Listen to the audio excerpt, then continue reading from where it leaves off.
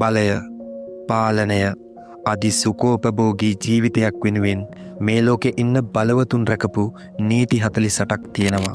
48 Law of Power, powerful මිනිස්සු අතර ජනප්‍රිය පොතක්.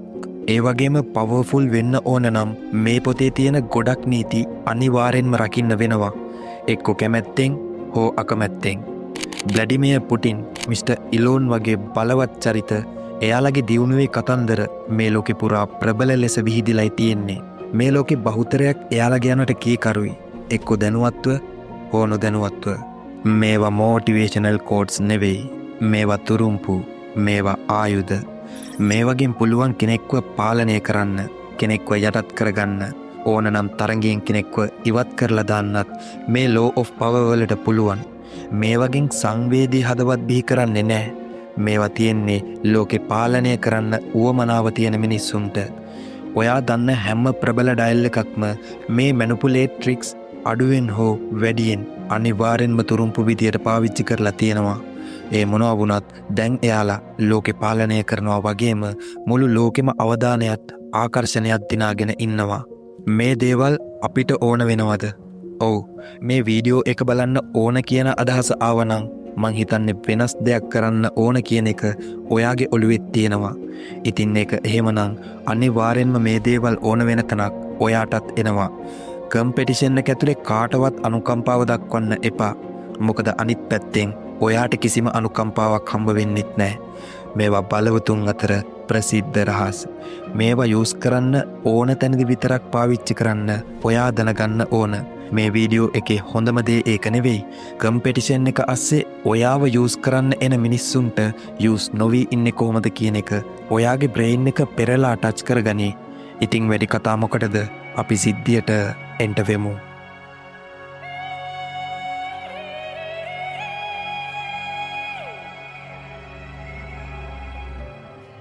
Number 1.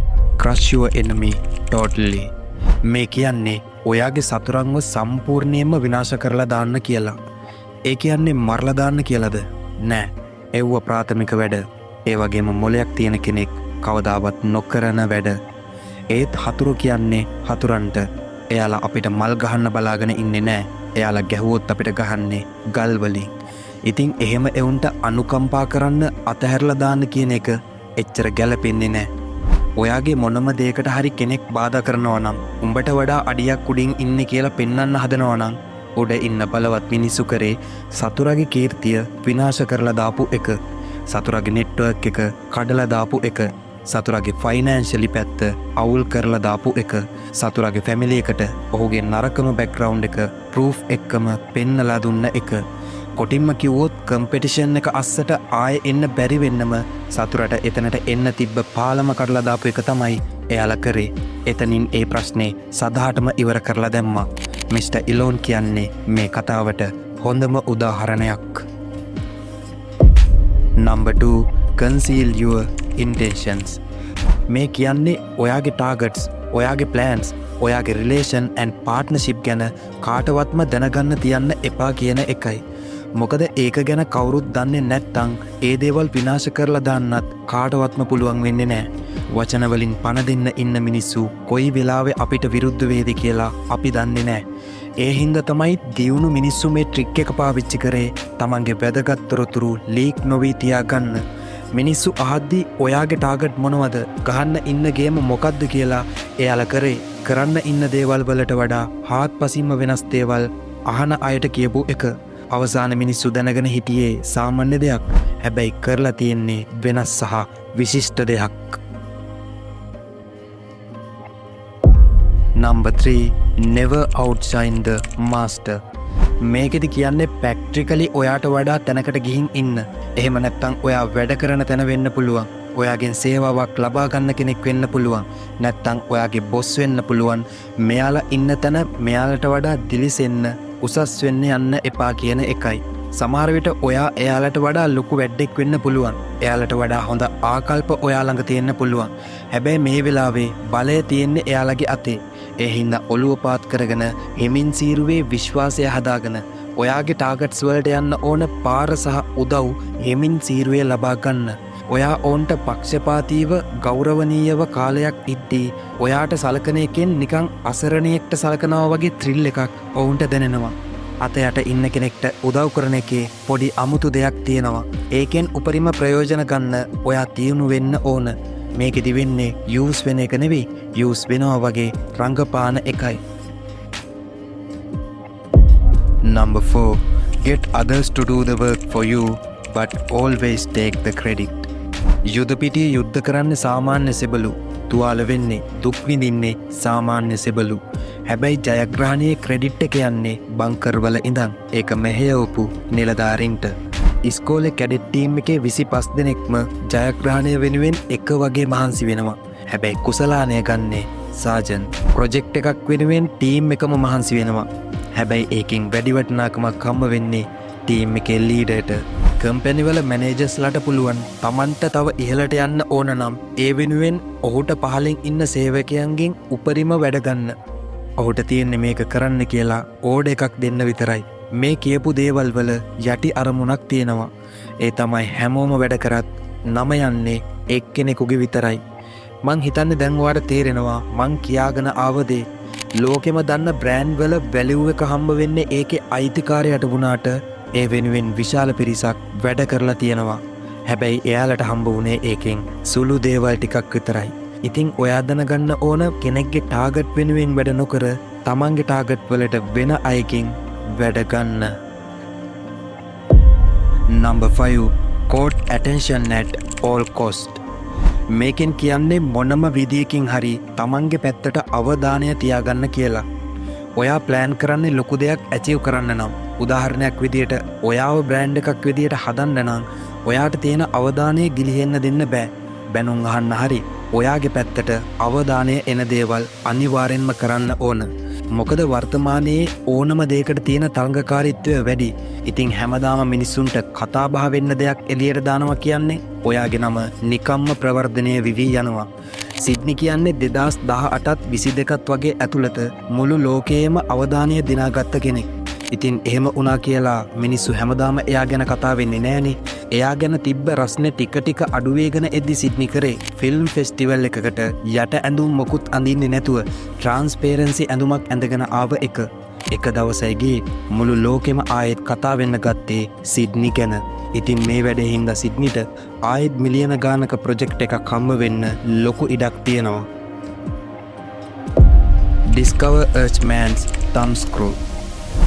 මේකෙන් කියන්නේ ඔයාගේ පාත් එකට අභියෝගයක් අවදානමක් වෙන මිනිස්සුන්ගේ බයම දේ හොයාගන්න කියන එක.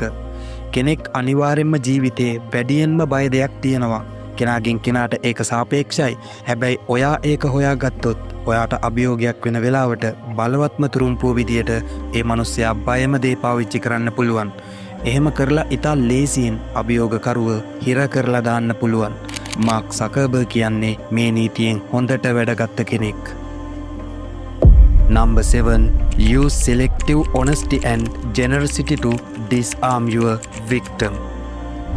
බලය දියුණුව කරා යන ගමන්වලදී අනිවාර්යෙන්ම ඔයාගේ අතින් වැරදි වෙනවා. සමහර වැරදි හිතලා කරන්න වෙන අවස්ථාත් නැතුවම නෙවෙයි. මේ ලෝකේ කොහොමත් සිරිමත්ලට තැනක් තිබුණේ නැහැ. ඒ කොහොම වුණත් ඔයාගේ හොඳ ගතිගුණ රැකගෙන ගමනක් යන්න උත්සාහ කරන්න. මේකින් කියන්නේ වැරදි 10ක් වහගන්න එක වැරද්දක් පිළිගන්න වගේ කතාවක්. හිතන්නකෝ ඔයාගෙන් වැරදි ටිකක් වෙලා තියෙනවා.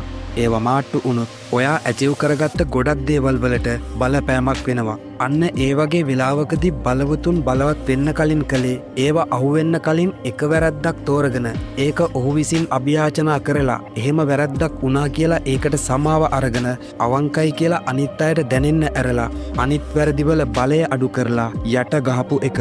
එතකොට එයාලට වැඩි කාලයක් හම්බ වෙනවා තමන් ඇචීව් කරගත්ත දේවල් රැකගෙන ප්ලෑන් එක අලුත් කරලා ආපහු පටන් ගන්න. Number 8. Pose as a friend, work as a spy. හිතන්න ඔයාගේ ටාගට්ස්ම තියෙන ඔයාට වඩා ඉස්සරහට ගිහින් ඉන්න කෙනෙක් ඉන්නවා නම් ඔයා කරන්න ඕන ඔවුන් එක්ක තරහ වෙන එක නෙවෙයි. එහෙම වුණොත් කොහොමත් වෙන්නේ පරාද වෙන්න තමයි. මොකද ඔයාට වඩා ඉස්සරහින් ඉන්නවා කියන්නේ ඔයා නොදන්න ගොඩක් දේවල් එයා දන්නවා. මේකෙදි කියන්නේ තරඟකාරයාගේ යාළුවෙක් වෙන්න කියලා. ඒ වෙන මොකටවත් නෙවෙයි. ඔයාගේ රෝඩ් එකේ ඔයා නොදන්න රහස් එයාගෙන් ඉගෙන ගන්න ඕන නිසයි. මිනිස්සු කැමති තමන්ව උඩින් තියෙනවට වර්ණනා කරනවට විශේෂ කෙනෙකුට වඩා එයා විශේෂයි කියලා අඟවනවට ඒ ටික යූස් කරලා විතරක් ඔයාට ඕන රහස් ටික මීටරෙන් ඔයාගේ පැත්තට ඇදගන්න පුළුවන්. ආයෙත් මාක්කයව මතක් කරන්න වෙනවා. එයා ඔහුගේ යාළුවව පාවිච්චි කරා එයා නොදන්න ගොඩක් රහස් ඉගෙන ගන්න. Number 9. Play to people's fantasies. යථාර්ථය බෝරින් මිනිස්සුන්ගේ සිහින ලෝකවලට කතා කරන්න. හිතන්න ඔයාට ඕන වෙනවා ලොකු ටීම් එකක් හදාගන්න.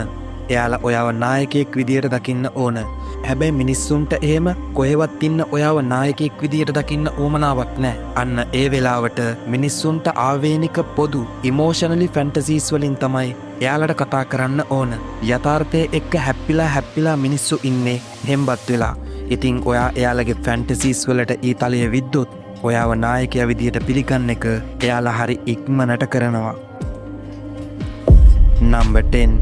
Keep your hands clean. වැරදි වෙනවා. හැබැයි ඔයාගේ අත් දෙකෙන් නෙමෙයි. හොඳම උදාහරණය දේශපාලනය. මිනිස්සු ඉස්සරහා පොළොවට දන ගහලා වදිනවා. හැබැයි බෑග්ග්‍රවුන්ඩ් එකේ කෝටියක් වැරදි. ඒවට දනුවම් බින්දින්නේ ඒ ගැන දන්නේවත් නැති වෙන කෙනෙක්. මේක කොල්ලෙක් විදියට අපි එච්චර අදාළ කරගන්න ඕන දෙයක් නෙවෙයි. මොකද වෙන කෙනෙක්ට වැරදි පටව යන ගමන කොල්ලෙක්ගේ ඩීසන් බව නැති කරලා දානවා.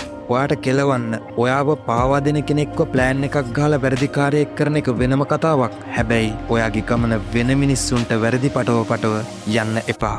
මේ දේවල් ඔයාලට මම කියලා දුන්නේ අනිවාර්යෙන්ම මේවා පාවිච්චි කරන්නම වෙන තැනක් ඉස්සරහට ඔයාටත් එයි.